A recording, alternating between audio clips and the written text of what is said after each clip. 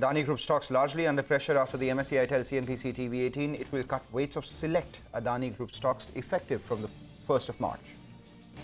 United Breweries slumps after reporting a weak showing the third quarter. The volume growth misses estimates while gross margins contract by a whopping 800 basis points. Aurobindo Pharma, it rallies after third quarter revenue growth beats street estimates. The company also hints at easing pricing pressure in the United States. Lupin, however, trades lower despite reporting a 5-quarter high margin. Zomato reports mixed third quarter numbers but maintains target of Blinkit EBITDA positive in the second quarter of next fiscal. The stock, though, has come off the morning lows. Paytm, however, trades with big losses after a large block deal where 3.5% equity changes hands. The stock, remember, had rallied 27% this week so far. Hello and welcome to Chartbusters. It's a Friday morning. The market's a little bit under pressure. The good news, though, is we're coming off the low point of the day, and the Nifty bank, which has to put its hand up today and get counted since the IT index is under some pressure, that's moved into the green as we speak. Breadth of the market as well in favor of the number of stocks that are advancing. So Mangalam, not too bad, though it appears the headline index is under pressure, but there are pockets of strength. And you like that? There are pockets of strength, Nigel. And the fact that we haven't fallen as much as the SGX Nifty indicated or as much as the other Asian indices are falling is positive news. We have been meandering in this 17,750 to 17,900 sort of range. And that's where there is a fair amount of movement for our markets itself. By and large, nothing really to worry about. But it is earnings season. Let's bring in our first guest on the show. We had Healthcare Global, which showed a steady quarter. The margins remain steady. The revenue grew by about 19% on a year-on-year basis. We have B.S. Ajay Kumar, who's the executive chairman at the company, joining in to tell us more about the quarter gone by. Thanks a lot, Mr. Ajay Kumar, for joining in. Just wanted to understand, there has been sequential weakness in the average revenue per occupied bed. What kind of trends can you guide us for on two accounts? One, average revenue per occupied bed, and secondly, the occupancies for the next couple of quarters? As you know, our RPOP for the mature centers are doing extremely well. They are over 40,000. And centers which are not mature are ramping up. And overall, it has been around 37. Still, it is a growth as we see by it. And we do expect as our centers which are growing ramp up, we expect our RPOP to only increase. And we feel going forward, we have a good roadmap for this to increase. And some of our best of centers are giving an RPOP over 60,000. So eventually we will do. But the main issue is mature centers in big metropole. Obviously, they're going to give us better RPOP compared to the tier 2, tier 3 cities. But certainly we are moving up in the right direction. Okay, all right. That's about RPOP. You're not able to quantify it, I think, but you're saying that they'll improve from year on. What about occupancies? Could you tell us what is the occupancy? Occupancy is also increased. We are at about 63%. But one of the things we have to look at in oncology is our average length of stay is coming down because of the advances in technology. And Very we good. are safer now. So our outpatient footfall we look at. As we know, we see the largest number of cancer patients, 120,000 patients per year, and that is significantly going up year on year. So we look at outpatient services like radiation, outpatient chemotherapy, targeted therapy. So more and more of this we look at as our footfall rather than look at our occupancy. But even the occupancy has ramped up significantly well, and we expect the occupancy to go up over 70% in the coming few quarters in the next year. Which quarter, sir? Could you tell us sometime in the middle of next year? By end of the third, fourth quarter of next year, we expect it to be there. Second half of the year. Okay, and just a quick question in terms of medical tourism. I mean, international patients as a percentage of your total business is how much? And has it returned to pre-COVID levels? Actually, it is better than the pre-COVID level, 1.5 times more than the pre-COVID level. And in answer to your question, overall, when you look at even tier 2, tier 3 cities, and it's about 5% of the revenue. But the important thing to think is, obviously, the patients won't come to tier 2, tier 3 cities. But we are looking at Bangalore, Mumbai, Calcutta as our main centers. There in Bangalore, for example, over 18% of our revenue is coming from international.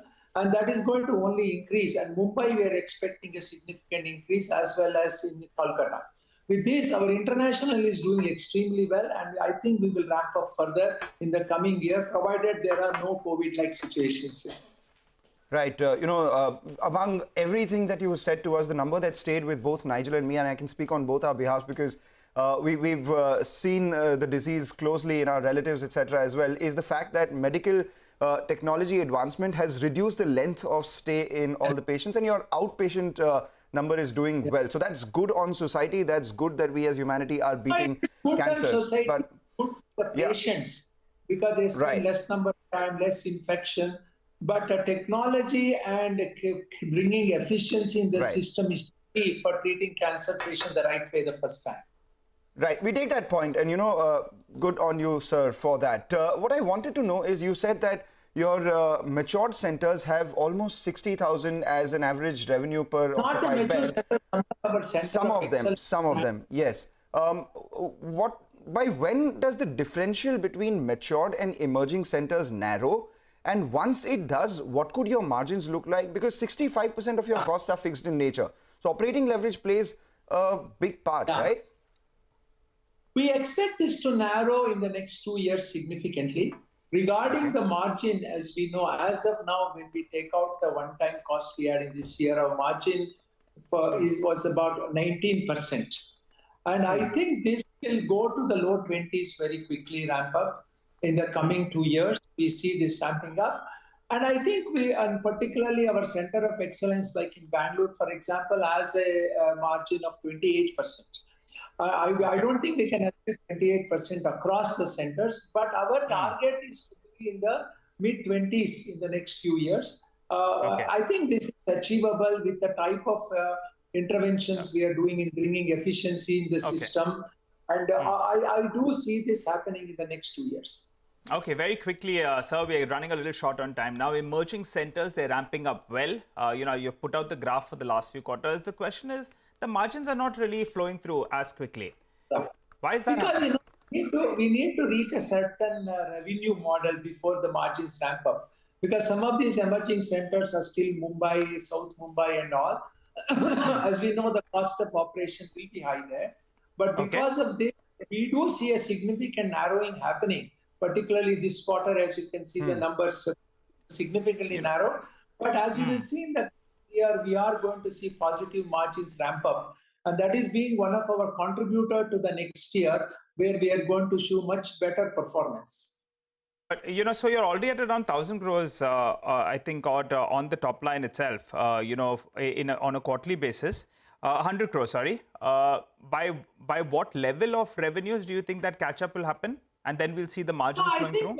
I think overall, as we see, we have reported for the whole year quarter 424 crores as the revenue. I think as we reach closer to probably, like I would say, 480 to 500, we are going to see this narrowing happening. Okay. And that happens in 24 itself because of the rate at which you are growing, I guess. 500 crores per quarter is the run rate that we can expect in the next financial year? We don't give out numbers, but... No, I'm just... that's a reasonable estimate, right? It may be close to that as we look at it. Okay, all right. And you have hired some consultants as well, right? You're spending some money out there and they have put through some cost savings. So very quickly, if you could tell us, how much of money have you spent? What's the cost savings that they have come up with? And by when will we be able to realize this? Money spent will be in tranches, but so far we have spent about 9 crores or so, 9 to 10 crores. And efficiency in the system has already happened. One of the groups we have worked with is to bring in more efficiency, and the margin efficiency, digital has added significantly to our growth now. So we do see that happening over the next couple of years. Obviously, the results of these consultants will not happen in one quarter. It will take a year or two. But we do see significant move towards that. And that will also spend 9 crores, sir? Sir, you've spent 9 crores. What will the savings be? Right now, we can't measure the savings yet because it is still work in progress, Got it. But we do see the efficiency in savings, okay? All right. More power, sir, to you as well as your team. Stock market aside, but saving lives and reducing the duration of your patients in hospitals. That's the big takeaway. And appreciate you joining in. Well, for the time being, though, let's move on. Let's shift focus to our special segment where we get you a few ideas for profit from Money Control Pro. Nandish Shah of moneycontrol.com joins to talk about a stock that is tracking very closely. Nandish? Hi, today's ideas for profit is Varun Beverages. Varun Beverages is one of the largest franchisee of PepsiCo in the world outside the United States. Its December 22 quarter were above expectation on the back of volume growth, better realization, and higher mix from their energy drink sling. Energy drink sling was 16% of India volumes for the December quarter and 10% for CY22. Volume growth was broad-based across markets. The recently acquired territories of West, South, and East grew faster. On the back of improved electricity availability, carbonated drinks grew despite the rural slowdown, which impacted other staples and discretionary categories. VBL is looking to expand its outlet coverage by 10 to 15% to around 3.5 million outlets and deploy 70 to 80,000 VC coolers in CY23.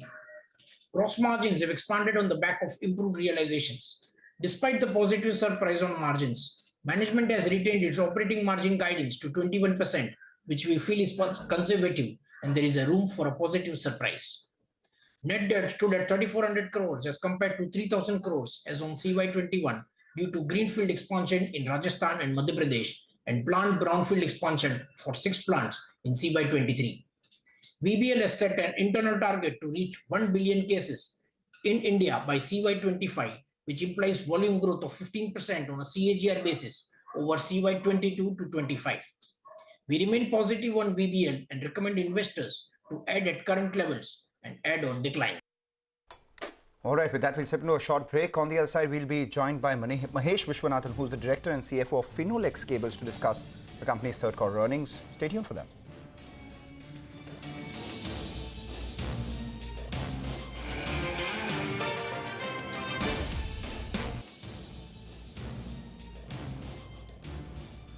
You're watching us here on Chartbusters. As promised, let's get chatting with the management of Finolex Cables. Reported a good quarter as economic activity returned to normal or closer to normalcy. Revenues for the company grew by about 18%. There was also a slight expansion in the margins. We have Mahesh Vishwanathan, who's the director and CFO of the company, joining in to tell us a little more. Thanks a lot, Mahesh, for joining in. Let me ask you about your new categories. How much do they contribute as a proportion of total sales, and what is your target there? Well, at the moment, that number is still low. So if you look at the current quarter, out of turnover of 1,150 crores, that contribution is about 55 crores, I think. The near-term target that we have is that we cross on an annual basis a 200 crore turnover, and in the next 2 to 3 years, take that up to 500 crores. All right, sir, you had launched the electric iron. That falls in the part of your new segment. How is that segment in particular performing? The last quarter in that segment across the board, I think there was a sluggishness, partly because I think discretionary spends across the board have been a little low. And I see this commentary also from many of the other competitors in this area. So I think it is not something that we are seeing for ourselves, but across the board it has been visible. Also, there are changes happening within the segment. So, for instance, if you take fans, the new norms in terms of power conservation have kicked in from this month. So model changes are happening, supply chains have to be realigned, and so I think there is going to be a little time before one starts seeing growth. Lastly, I think also while inflation numbers have come down from what they were 3 months ago, I think it is still on the higher side, and there is a little hesitancy in purchasing. Right. Mahesh, just wanted to understand if you could quantify the cash that you have on your books and your plan to utilize this cash. We have at the moment, at the end of the quarter, approximately 2,200 crores in liquid investments. Like I've said before, we have been looking actively to make some acquisitions. Unfortunately, the valuations that we are getting are not something that we are comfortable with.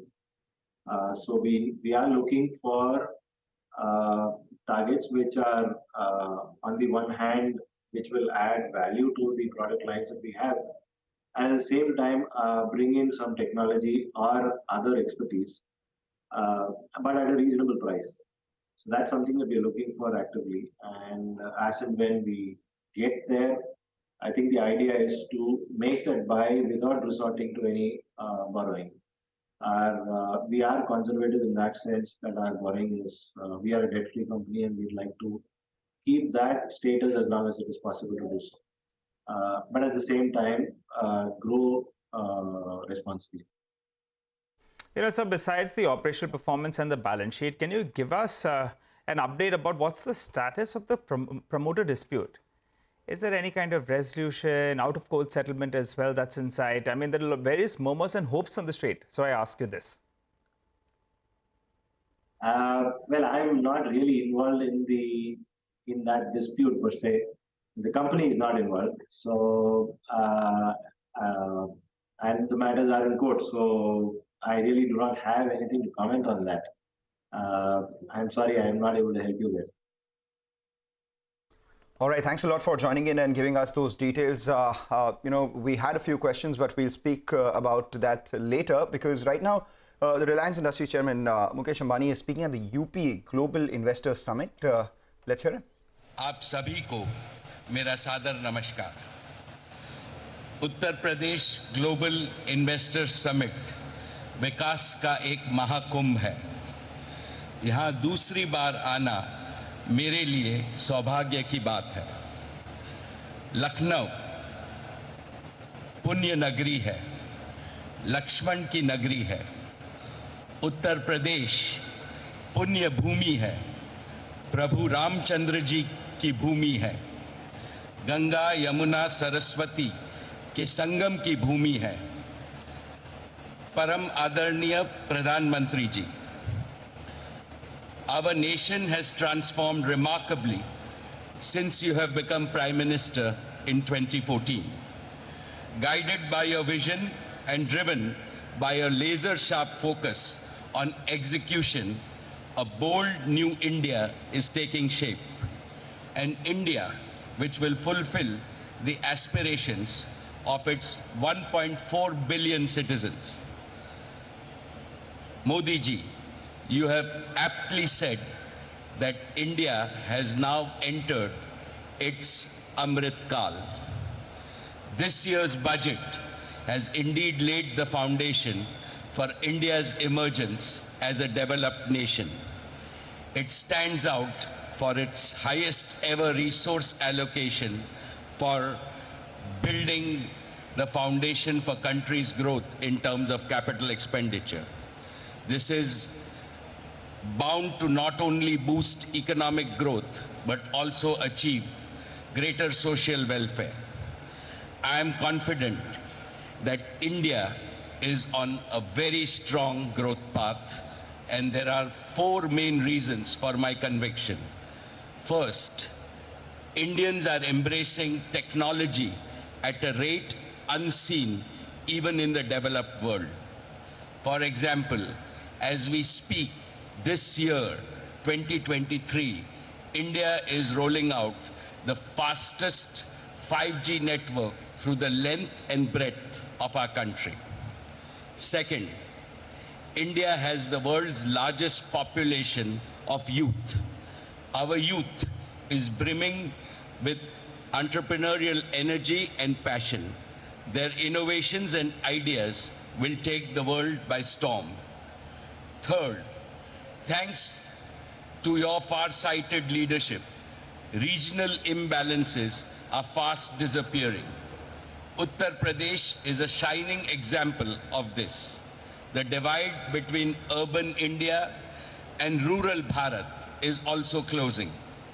Fourth, and most importantly, you have brought about a fundamental change in the mindset of the nation. There is unprecedented hope and optimism among the people. Nobody in the world can question the fundamentals of Indian economy. They are robust. And now is the time for all our enterprises to step up on the accelerator, because Udyog and Sahyog always must go hand in hand. सम्माननीय श्री योगी जी, जैसे आज पूरी दुनिया के लिए भारत आशा का केंद्र बन गया है, वैसे ही आज नए भारत के लिए उत्तर प्रदेश आशा का केंद्र बन गया है। नोएडा से गोरखपुर तक लोगों में जोश और उत्साह दिख रहा है। लॉ एंड ऑर्डर की बात हो, इंफ्रास्ट्रक्चर की बात हो, ईज ऑफ डूइंग की बात हो, उत्तर प्रदेश भारत का उत्तम प्रदेश बनकर उभर रहा है। UP is also blessed with a highly motivated and result-oriented administration. Therefore, all of us representing India's business community at this summit would like to assure you that we have come to partner with you in your Vision 2030. Together, we can and we will transform India's most populous state into one of India's most prosperous states, achieving your vision of $1 trillion economy in the next 5 years. Allow me to spell out Reliance's commitments towards Uttar Pradesh. First, Jio will complete its rollout of 5G to cover every town and village in this state by December of 2023, that is in 10 months from today. Jio platforms will help modernize all areas of business and industry, agriculture, social sector, and governance. We plan to pilot our 2 new innovative initiatives, Jio School and Jio AI Doctor, to bring top-class education and healthcare most affordably to villages and small towns across the state of Uttar Pradesh. Second, Reliance Retail will revolutionize hundreds of thousands of kiranas and small stores across UP, enabling them to grow more and earn more. More importantly, we will increase manifold our sourcing of a wide range of agriculture and non-agro products from the state.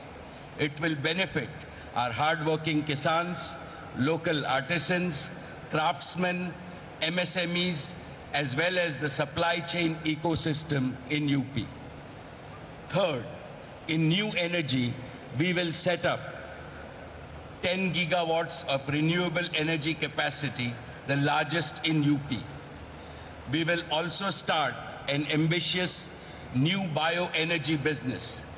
Reliance के bioenergy उद्योग से UP के किसानों को बहुत बड़ा लाभ होगा। हमारे किसान अन्नदाता तो है ही, अब ऊर्जादाता भी बनेंगे। इसके अलावा सॉलिड वेस्ट मैनेजमेंट में सुधार होगा और पर्यावरण शुद्ध होगा। Fourth, our philanthropic arm, Reliance Foundation, is contributing to the success of Pradhan Mantri Ji's Namami Gange mission.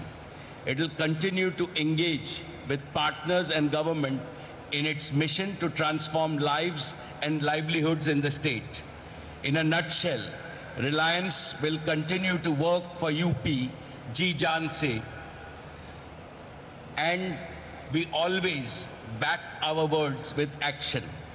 When I last visited the summit in 2018, Reliance was just beginning its journey in Uttar Pradesh, and I had committed to Yogi ji that Reliance would be a reliable partner to Uttar Pradesh.